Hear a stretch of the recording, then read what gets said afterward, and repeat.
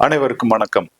இஸ்லாமிய எழுத்தாளர்கள் தங்களுடைய புத்தகங்களில் என்ன கருத்துக்கள் தெரிவித்துள்ளார்கள் என்பதை பற்றி பார்த்து அதன் மூலமாக குரான் முகமது நபி அவர்களின் காலத்திலும் அவருக்கு பின் கிபி 632 முதல் 634 வரையிலும் முதலாவது கலீஃபாவாக அபுபக்கர் அவர்கள் இருந்தார்.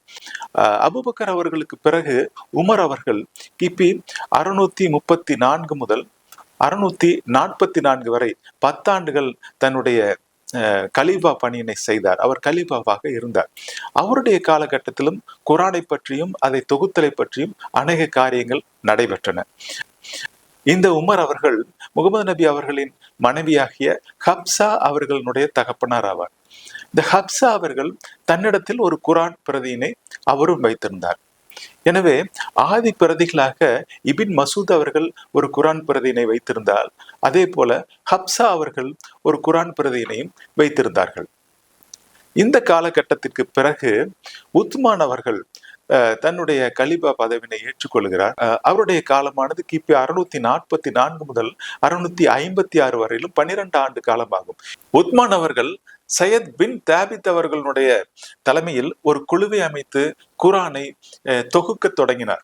அப்பொழுது மரத்துண்டுகள், தோல் சுருள்கள், மேலும் கற்கள் இவைகளில் எழுதப்பட்டிருந்த முகமது நபி அவர்களுடைய சொற்களை எல்லாம் தொகுப்பதற்காக அவைகளையும் எடுத்து அவைகளையும் தொகுத்து பயன்படுத்தினார். முன் எழுதப்பட்ட குரான் பிரதிகள் அனைத்தையும் அவர் கலெக்ட் செய்து அதில் இருக்கக்கூடிய கருத்துக்களை எடுத்துக்கொண்டு அதனை எரித்து விட்டார். அடுத்ததாக உமர் அவர்களின் மகளாகிய ஹப்சா அவர்கள், அதாவது முகமது நபி அவர்களின் மனைவியாகிய ஹப்சா தன் வசமாக ஒரு குரானை வைத்திருந்தார்.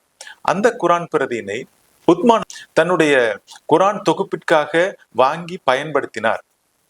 அதன் பின்னர் அந்த பிரதியானது ஹப்சா அவர்களின் கைவசம் அவருடைய மரண காலம் வரையிலும் இருந்தது. அந்த குரான் பிரதியினைத்தான் ஹப்சா பயன்படுத்தி வந்தார். தன்னுடைய காலம் முழுவதிலும் அவர் பயன்படுத்தி வந்தார். ஹப்சா அவர்கள் வைத்திருந்த அந்த குரானுக்கு என்ன நேர்ந்தது என்பதை பற்றி நாம் பார்ப்போம். இபின் அபு தாபித் எழுதிய கிதாப் அல் மஷாகா என்ற நூலில் இதை பற்றி குறிப்பிடப்பட்டுள்ளது. மார்வான் இபின் அல் ஹக்காம் அவர்கள் உத்மான் அவர்களுடைய செயலாளராக, செக்ரட்டரியாக இருந்தார். அவர் ஹப்சா அவர்கள் இறந்ததற்கு பின் அவருடைய சகோதரன் மூலமாக அந்த குரான் பிரதியினை வாங்கி அந்த குரான் பிரதியினையும் அழித்து விட்டார். அவர் ஏன் அழித்தார் என்பதற்கு அவர் கூறுகிற காரணம் என்னவென்றால், அது ஒரு வித்தியாசமான காரணமாக இருக்கிறது.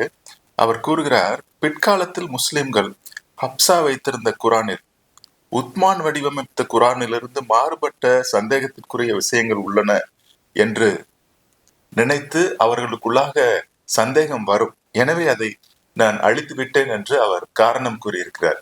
இது ஒரு வித்தியாசமான காரணமாக இருக்கிறது. எனவே இந்த காணொளியில் குரான் எப்படி வடிவமைக்கப்பட்டது என்பதை பற்றிய ஒரு எளிமையான விளக்கத்தினை நான் குறிப்பிட்டிருக்கிறேன். நன்றி, வணக்கம்.